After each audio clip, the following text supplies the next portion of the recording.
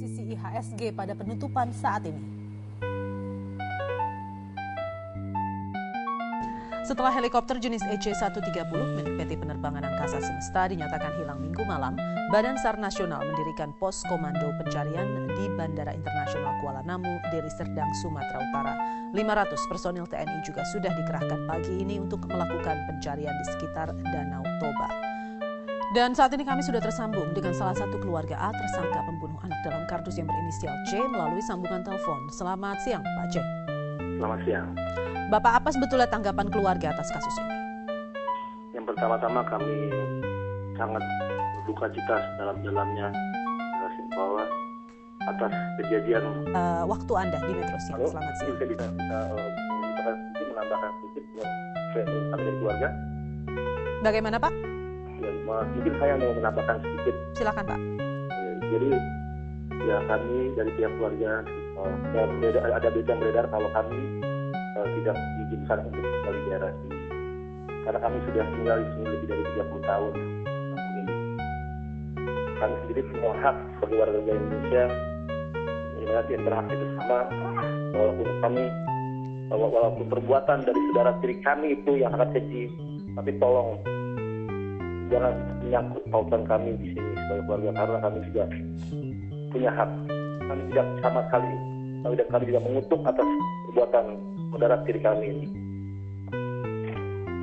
Baik, Bapak C, terima kasih untuk waktu dan keterangan Anda di Metro Siang. Upaya pencarian heli Eurocopter EC-130 milik PT Penerbangan Angkasa Semesta yang hilang kontak sejak Minggu siang hingga saat ini masih terkendala jarak pandang yang minim akibat kabut asap.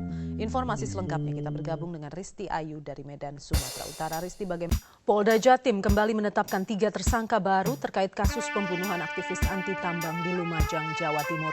Polri didesak mengusut tuntas kasus ini dan menindak tegas oknum polisi yang terlibat. Pemirsa, rumah milik mantan kepala desa di Kabupaten Probolinggo, Jawa Timur rusak setelah dilempar bom ikan oleh orang tak dikenal. Akibat aksi teror, guna menyelamatkan hewan peliharaan dari ancaman penyakit akibat kabut asap, komunitas pencinta dan klinik hewan memberikan vaksin massal di kebun binatang Kasang Kulin, Kabupaten Kampar Riau. Ke informasi lain, Dede, manusia akar warga Ciamplas, Bandung Barat, kembali dirawat di rumah sakit. Hingga kini pihak rumah sakit masih mengobservasi untuk operasi pengangkatan jaringan. 17 tersangka penganiayaan dan pembunuhan aktivis penambangan di Lumajang, Jawa Timur telah tiba di Mapolda Jatim. Lantas bagaimana pengusutan kasus ini selanjutnya?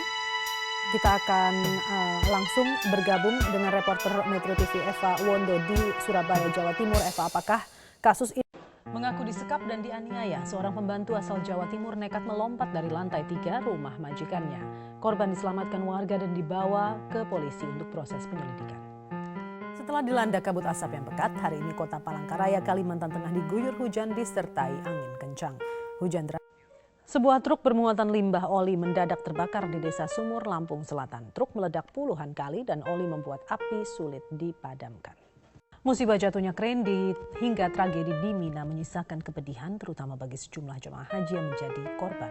Meski demikian, salah satu jemaah haji mengaku bersyukur masih bisa lolos dari maut meski harus pulang dengan kondisi kaki patah tulang.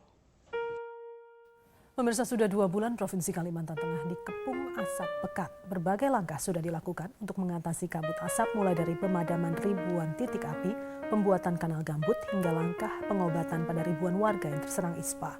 Namun apakah langkah-langkah yang dilakukan pemerintah itu sudah cukup? Di hari ketiga, operasi pencarian Aviastar kembali dilanjutkan. Area pencarian pesawat Aviastar hari ini semakin diperluas. Pencarian dilakukan melalui jalur laut dan juga udara, sementara pencarian jalur darat difokuskan di 3 titik saja. Untuk mengetahui informasi selengkapnya, kita bergabung dengan Anggi Hasibuan di Makassar dan Dade Salampesi di Bandara Bua Luwu. Kita akan ke Pemirsa, di Mamuju, Sulawesi Barat, kemarau panjang yang masih terjadi hingga saat ini membuat warga terpaksa mengkonsumsi air bercampur lumpur. Kekeringan hingga jelang wukuf pelaksanaan ibadah haji di tahun ini diwarnai sejumlah musibah, mulai dari badai pasir hingga terakhir hujan dan angin kencang yang merobohkan tenda-tenda haji Indonesia di Padang Arafah. Keluarga salah satu korban tragedi Mina asal Kabupaten Probolinggo, Jawa Timur, Nero bin Astro Sahi, mulai memasang tenda. Hingga saat ini pihak keluarga masih menunggu informasi terbaru dari pemerintah tentang kondisi korban. Berdasarkan data terbaru pukul 11 siang ini, sedikitnya 753 jamaah haji tewas dan lebih dari 800 lainnya terluka saat melakukan lempar jumroh di Mina. Berdasarkan keterangan dari Kepala Daerah Kerja Mekah Arsyad Hidayat, kejadian berada di jalur 204 yang jarang dilewati oleh jamaah haji Indonesia. Lokasi untuk lempar jumroh yaitu Gedung Jamarot mendapat perhatian khusus dari segi pengawasan dan perbaikan.